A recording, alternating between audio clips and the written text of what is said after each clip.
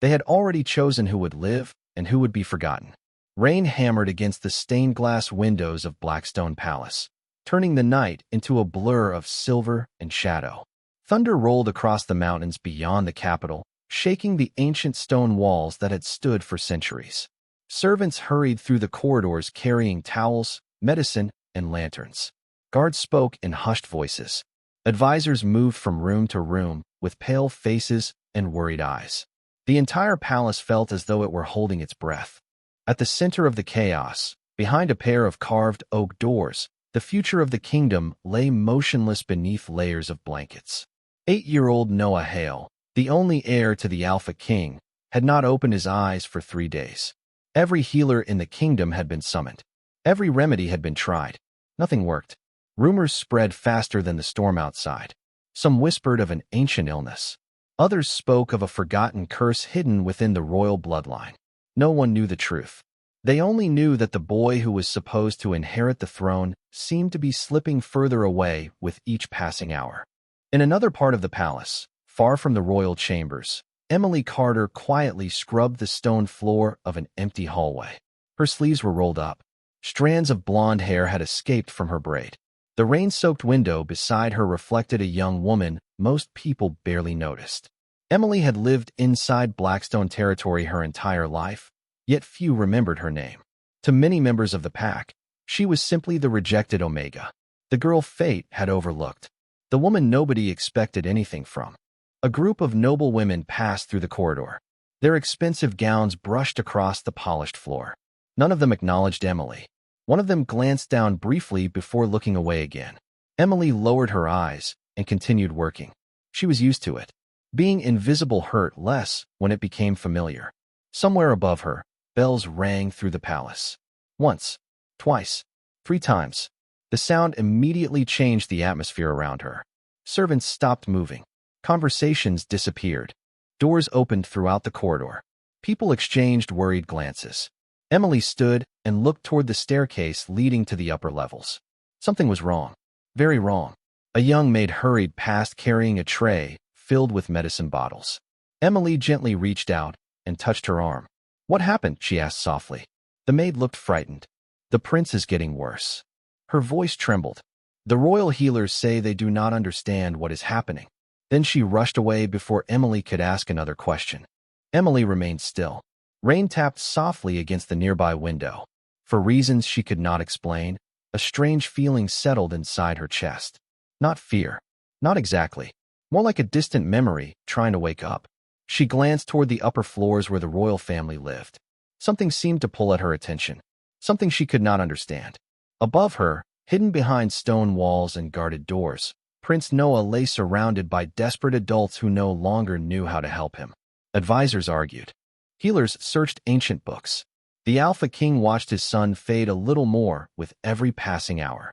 And while the entire kingdom searched for answers among the powerful and respected, nobody noticed the rejected Omega standing quietly in an empty hallway beneath the sound of the storm. By midnight, the storm had swallowed the entire kingdom. Rain cascaded down the palace walls in endless sheets, while distant thunder echoed through the mountains like a warning carried by the sky itself.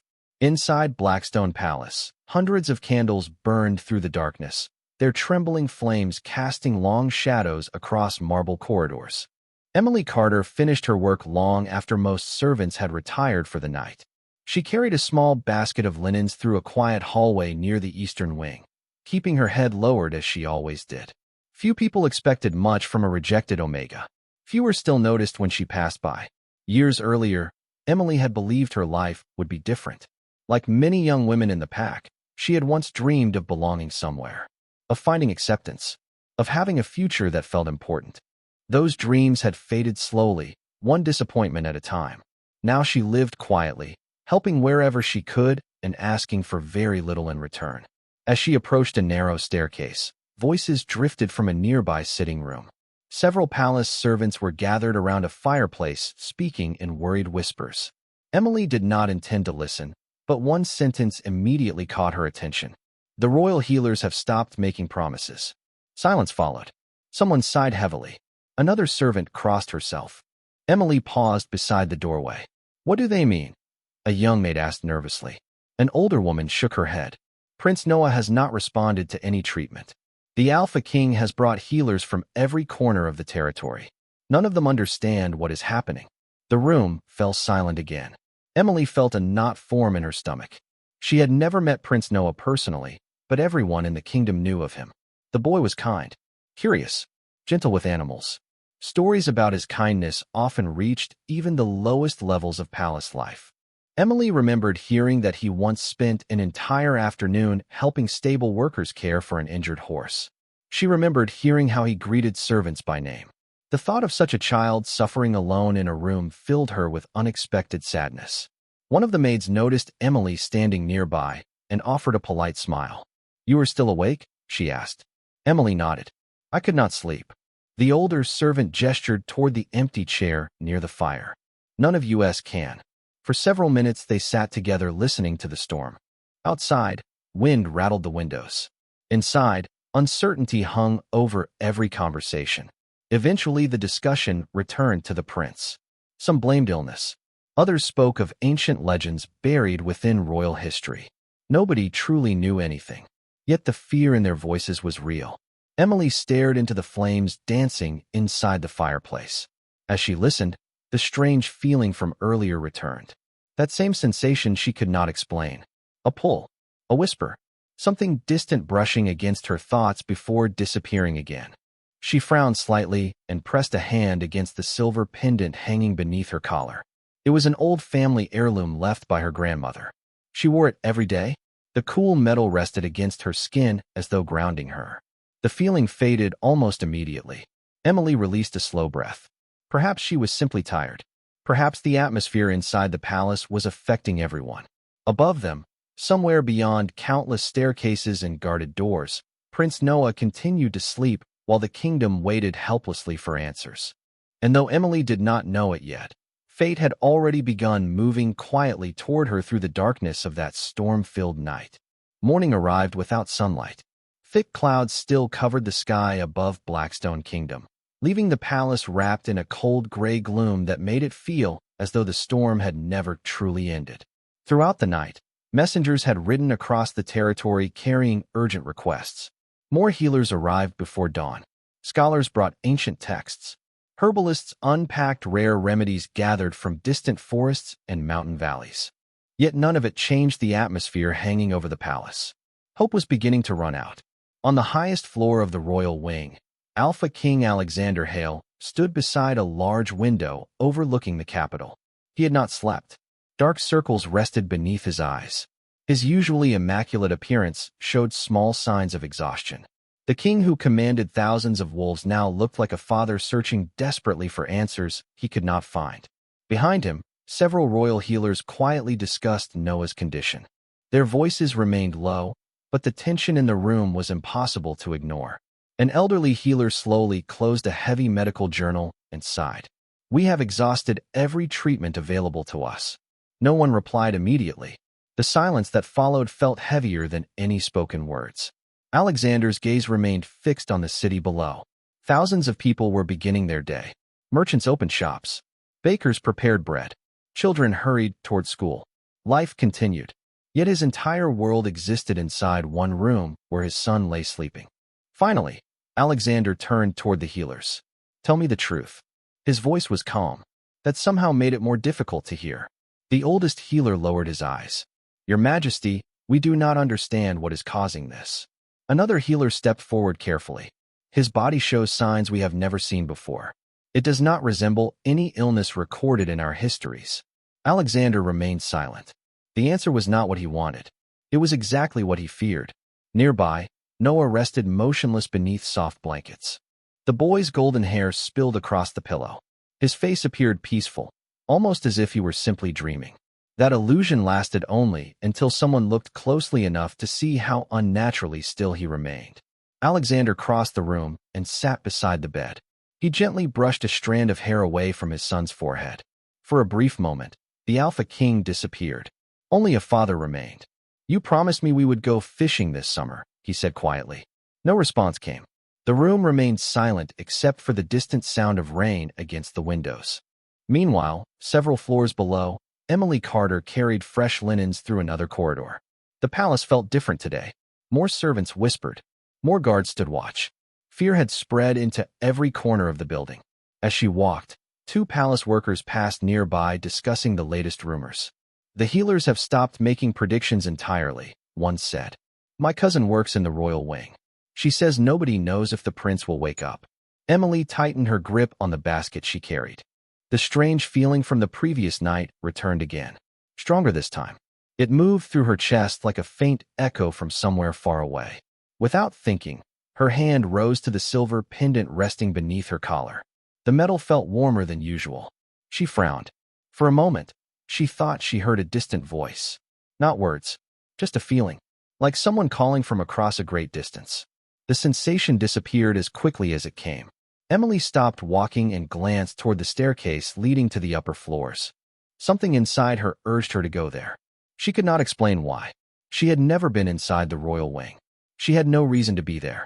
Yet as the palace continued searching desperately for answers among the kingdom's greatest healers, an invisible thread seemed to be pulling the rejected Omega toward the very person nobody else could save. The pull became impossible to ignore. Throughout the afternoon, Emily Carter tried to focus on her work, but the strange sensation followed her everywhere. It lingered at the edge of her thoughts while she folded linens, organized storage rooms, and carried supplies between different wings of the palace. Every time she paused, the feeling returned. It was subtle, gentle, yet persistent, like a distant melody only she could hear. Outside, the storm had finally weakened, leaving behind a sky heavy with gray clouds and occasional patches of pale sunlight. Inside Blackstone Palace, however, the atmosphere remained tense. News of Prince Noah's worsening condition had spread beyond the royal wing. Servants spoke in worried whispers. Guards stood with grim expressions. Even the cooks in the kitchens worked more quietly than usual. By late afternoon, Emily found herself carrying fresh towels toward a hallway she rarely visited. The corridor curved upward toward the royal gardens, a secluded area reserved for members of the royal family and their closest guests. She should have turned around. She knew that. Yet the invisible thread pulling at her seemed stronger with every step. As she approached an iron gate leading into the garden, she noticed something unusual. The guards normally stationed there were absent. Perhaps they had been called away because of the growing crisis. Emily hesitated. Then, before she could second-guess herself, she stepped through the gate. The garden beyond was beautiful despite the weather. Stone pathways wound between flower beds and ancient trees. Rainwater still clung to the leaves, catching the faint afternoon light. A marble fountain stood near the center, its gentle sound creating an island of calm far removed from the anxiety filling the palace. Emily slowly walked forward. The strange sensation in her chest grew warmer. Her fingers instinctively found the silver pendant resting beneath her collar. The metal felt almost alive against her skin. Then she saw him. Beneath a large oak tree near the far side of the garden sat a small wooden bench. On that bench rested a folded blanket and several children's books. Emily frowned. The sight felt strangely important. She moved closer. The moment her hand brushed the back of the bench, a sudden image flashed through her mind. A young boy laughing. Sunlight filtering through leaves. Small hands turning the pages of a storybook. The sensation lasted less than a second before disappearing. Emily pulled her hand back in surprise. Her heart raced. She glanced around the empty garden. Everything appeared normal, yet she knew she had felt something. Nearby, one of the books had fallen partially open. Emily bent down and picked it up. The cover displayed a simple illustration of wolves beneath a moonlit sky. On the inside cover, written in childish handwriting, was a name. Noah Hale. Emily stared at the page. The warmth inside her chest returned immediately, stronger than before. For reasons she could not explain, she suddenly knew this had been one of the prince's favorite places. She could almost feel traces of his presence lingering in the quiet garden. At that exact moment, several floors above, Noah's fingers moved for the first time in hours. The motion was so small that only one healer happened to notice it. Excited voices immediately filled the royal chamber. Hope flickered briefly through the room. Yet no one understood why it had happened. No one realized that while the kingdom searched desperately through books, medicines, and ancient remedies, The first sign of change had arrived the exact moment a rejected Omega stepped into a forgotten corner of the prince's world. That evening, the palace buzzed with a level of urgency Emily Carter had never witnessed before. Messengers moved constantly between wings. Additional guards appeared outside the royal chambers. Every conversation seemed to circle back to the same question. How much time did the prince have left? The brief movement of Noah's fingers earlier had sparked a wave of hope, but it faded almost as quickly as it appeared. By sunset, his condition remained unchanged. The kingdom was still waiting for a miracle that refused to come. Emily sat alone in a small servant's room beneath the western staircase. A single lantern illuminated the space with warm golden light. Rain tapped softly against the narrow window. The silver pendant rested in her palm as she studied its worn surface. She had owned it for as long as she could remember. Her grandmother had given it to her shortly before passing away. Whenever Emily asked where it came from, she received the same answer. It belongs to your family. One day you will understand why. Emily had never understood. To her, it was simply an old piece of silver engraved with a symbol nobody seemed able to identify. Yet tonight felt different. The strange sensations growing inside her since Noah became ill-seemed connected to it somehow. A soft knock interrupted her thoughts. Emily quickly closed her hand around the pendant and opened the door. Standing outside was Mrs. Whitmore, one of the oldest women working inside the palace. Age had silvered her hair and softened her movements, but her eyes remained sharp and observant. "I was looking for you," the older woman said. Emily smiled politely. "Did you need something?" Mrs. Whitmore stepped inside and closed the door behind her. For a moment, she simply stared at the pendant still visible in Emily's hand. Her expression changed instantly. The color drained from her face. "Where did you get that?" she asked quietly. Emily blinked in surprise. "My grandmother gave it to me." The older woman moved closer. Her eyes never left the symbol engraved into the silver. "May I see it?" Emily hesitated before placing the pendant into her hands. Mrs. Whitmore examined it carefully beneath the lantern light. Her fingers trembled slightly. "This cannot be possible," she whispered. Emily felt a chill run down her spine. "What is it?" Mrs. Whitmore slowly looked up. "When I was a little girl, my grandmother told me stories about healers who served the kingdom long before any of us were born." Emily remained silent. The room suddenly felt smaller. "They were called moon healers," the woman continued. "People believed they could sense suffering before anyone else. They carried symbols like this." She gently touched the engraving. Emily stared at the pendant. "That is impossible." "Perhaps." Mrs. Whitmore handed it back carefully. "Most people think they disappeared generations ago." The older woman paused before adding something that made Emily's heart skip. "But according to the stories, their gifts often awakened when someone carrying royal blood stood near death." Silence filled the room. Outside, thunder rumbled faintly beyond the mountains. Emily could hear her own heartbeat. Every strange feeling from the past 2 days suddenly seemed less random, less imaginary. She remembered the garden, the warmth inside her chest, the image that flashed through her mind when she touched Noah's book. Mrs. Whitmore studied her expression carefully. "Emily," she said softly, "has anything unusual happened recently?" Emily lowered her eyes toward the pendant resting in her palm. For the first time in her life, she found herself wondering whether the answer to that question might change everything. The next morning began with a fragile sense of anticipation that spread quietly through Blackstone Palace. Emily Carter had barely slept. Long after Mrs. Whitmore left her room, she remained awake staring at the silver pendant resting in her hands. Questions filled her thoughts, questions without answers. By dawn, the storm had finally passed, leaving the kingdom beneath a pale gray sky. Yet despite the calmer weather, tension inside the palace felt heavier than ever.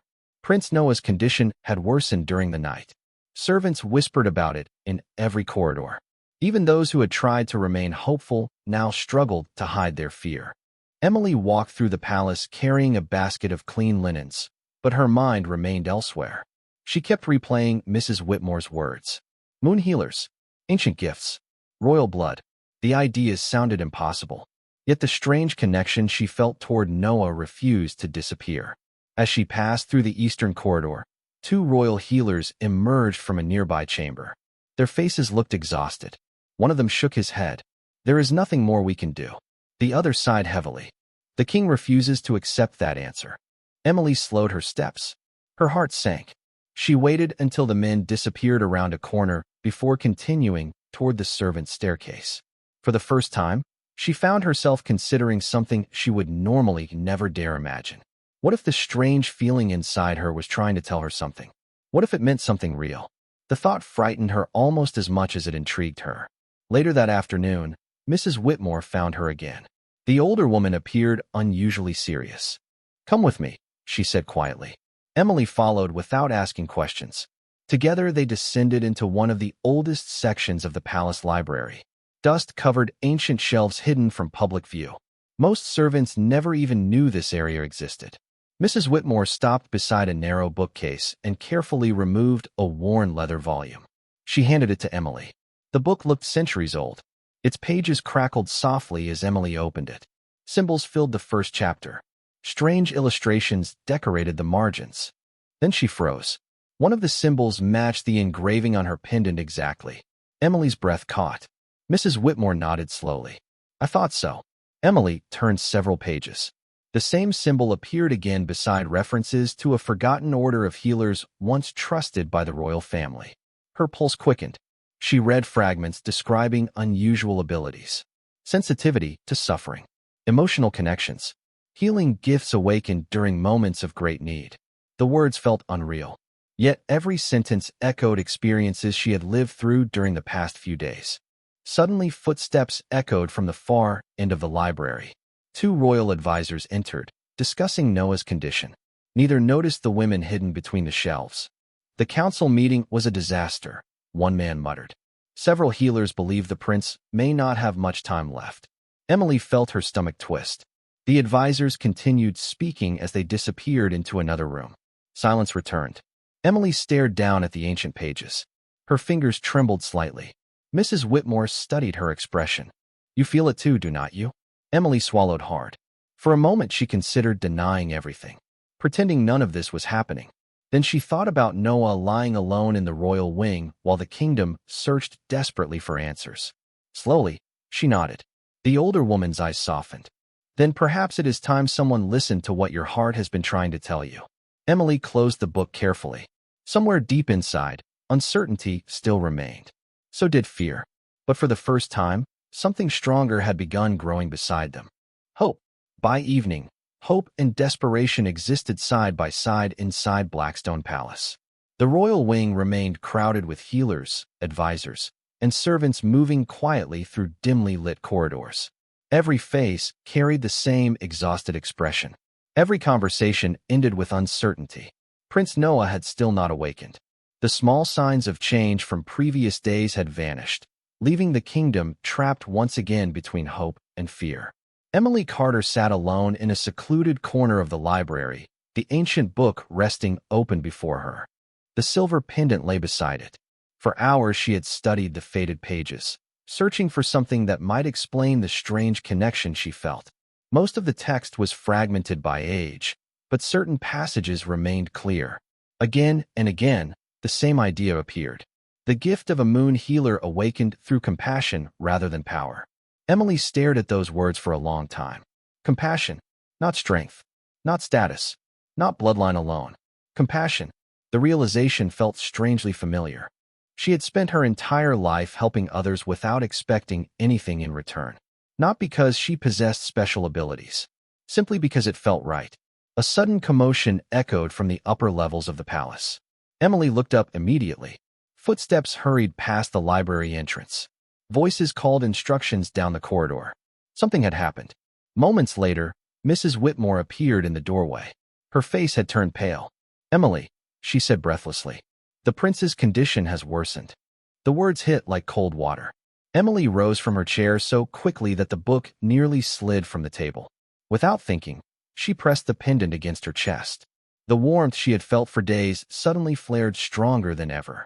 Not painful, not frightening, just urgent. Mrs. Whitmore noticed the change immediately. "You feel it again, do not you?" Emily nodded. She could not explain it. The sensation seemed to pull her toward the royal wing with unmistakable force. It felt almost like a heartbeat calling across a great distance. Minutes later, They reached the corridor outside Noah's chamber. The scene was exactly as chaotic as Emily expected. Healers entered and exited carrying supplies. Advisors spoke in hushed voices. Several guards stood watch near the doors. At the center of it all stood Alpha King Alexander Hale. Emily had seen him before from a distance, but never like this. His shoulders looked heavier. His eyes reflected days without sleep. The powerful ruler who commanded an entire kingdom appeared exhausted by something he could not defeat. One of the healers emerged from the room and quietly shook his head. The expression on Alexander's face changed. Not dramatically, not publicly, yet Emily saw it. A father losing hope one piece at a time. Her chest tightened. Suddenly, every fear she carried seemed smaller than the pain filling that hallway. Before she could stop herself, she stepped forward. Several advisors immediately turned toward her. Confusion appeared across their faces. One of them frowned. What is a servant doing here? Another looked openly annoyed. Emily froze. The old insecurity returned instantly.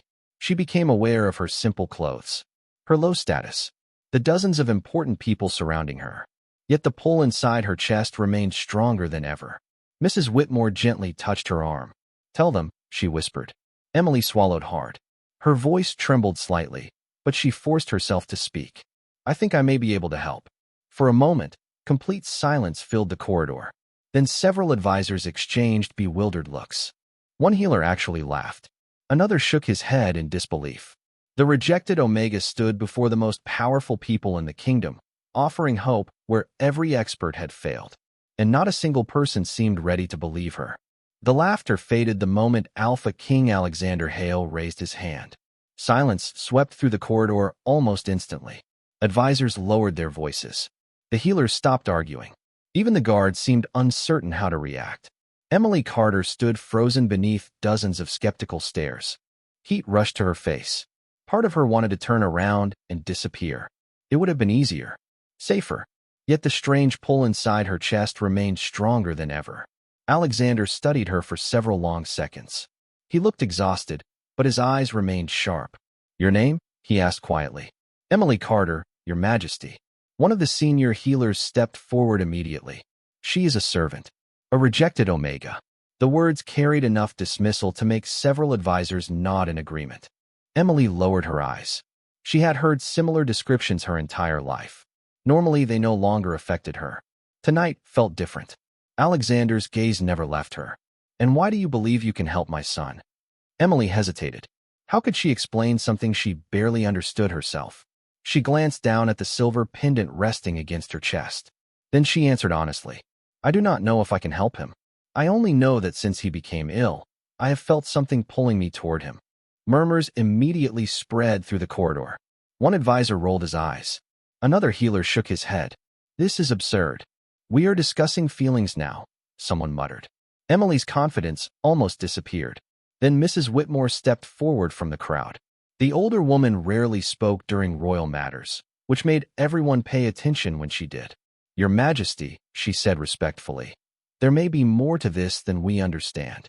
She briefly explained the pendant, the ancient symbol, the forgotten stories of the moon healers. Several healers reacted with visible skepticism. Others looked intrigued despite themselves. Alexander listened without interruption. When Mrs. Whitmore finished, silence returned once again. The Alpha King turned toward the closed doors of Noah's chamber.